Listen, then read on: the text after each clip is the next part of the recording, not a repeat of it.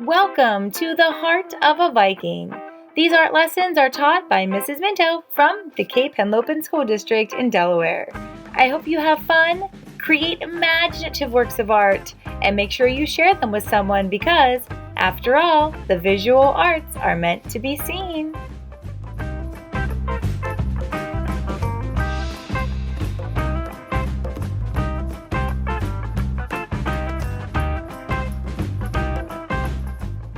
Alrighty, my third grade artists, I hope you remember Bebo from last time. That super cool artist that had all of those fantastic works of art cut from wood. So today what we're going to do is take our background, just kind of keep it off to the side. It's what we made last time. And today we're going to be adding the bird to our project. So for the bird, you're going to need a smaller piece of paper. Mine is 6 inches across by 9 inches down, but any piece of paper would work. And if you have a colored piece of paper, that would be fantastic. If not, then white will work just fine too. So go ahead and get yourself a piece of paper and all the other supplies that are listed in the supply list, and let's get started. Alright, so up first is drawing the bird's body. I want the bird to be about as tall as my hand, his body. So I'm making a little mark on my paper above my tallest finger, and my wrist was at the bottom edge of my paper. And then I connected that little dot that I made to the bottom edge of the paper with a teardrop shape. That means it's a little pointy at the top, round in the middle, and a little thinner at the bottom. Next, let's add the head on. The head's going to go right at the top, and it's basically a circle that starts and stops on that teardrop shape that we just made. I do not need to draw the part that's inside of the teardrop shape. Okay, let's switch out for our scissors, and we're going to cut around the shape of the body. When you get to the part where the head is, I would like for you to cut around the head. Make sure you don't cut the head off.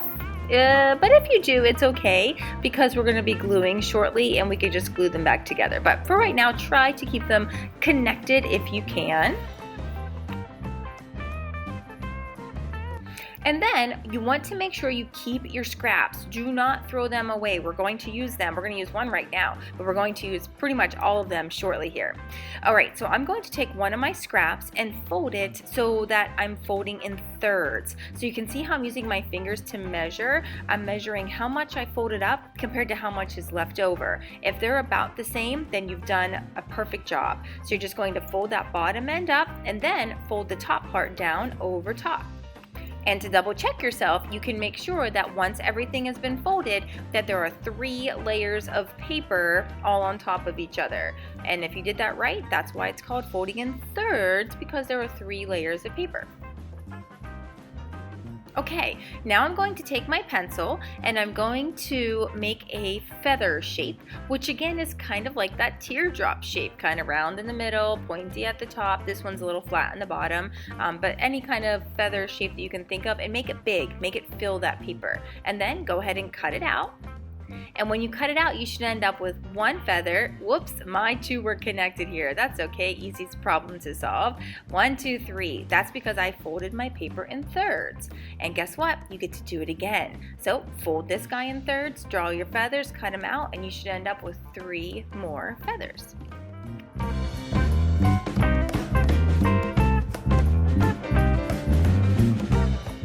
Okay, moving on. The next thing we're going to do is put them aside with our little bird that we've made so far and open up these scraps again. I know they're getting small, but they're all still useful. So let's go ahead and open them up.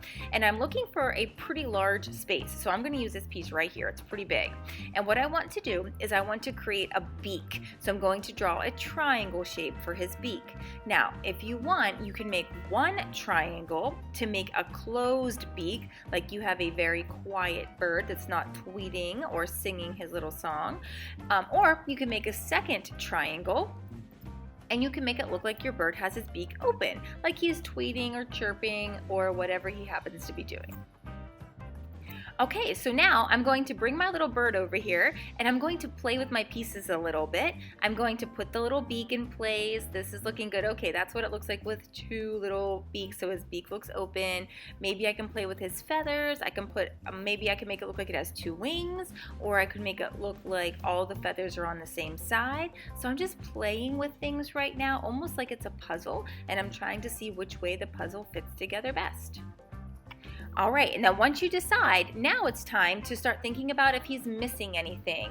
I wonder if he's missing some maybe little feathers on his head, or maybe he's missing something else. Maybe he's missing little legs. So you think about what yours might be missing, use up those scraps that we still have there, and see if you can make anything else that your little bird needs.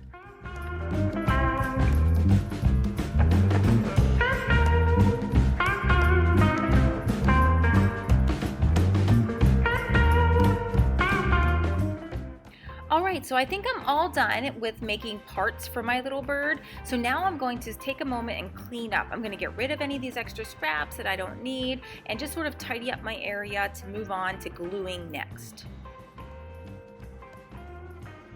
Alright, so now I have my textured paper I made last week, and I'm going to, again, play with my bird shapes. I'm not gluing them down yet. You can see the cap is still on my glue stick, and I'm laying them into places where I think they look pretty good. So laying on all my feathers and trying to decide what looks best.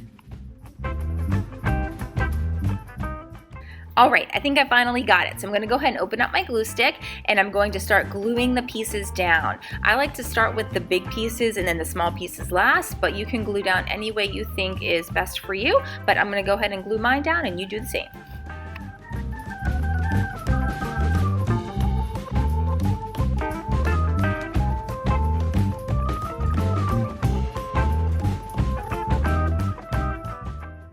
Once I'm done gluing, I like to flip my project over and rub it from the back. I find this to be a really awesome way to make sure that all the pieces are stuck as flat as they possibly can.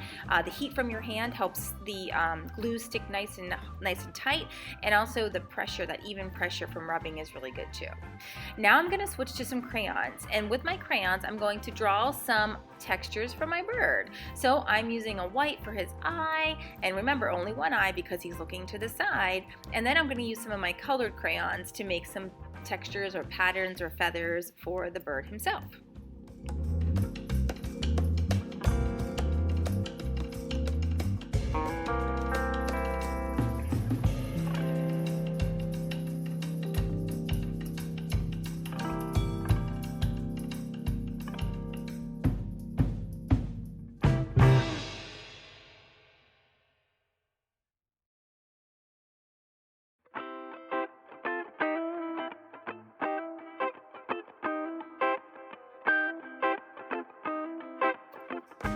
Wow, I love this Bebo bird. I don't know about you, but I think he's pretty super fantastic. I hope you had a great time making yours. I hope you had fun making some textures, learning about the artist Bebo, getting to go and see his studio and how he creates his work of art.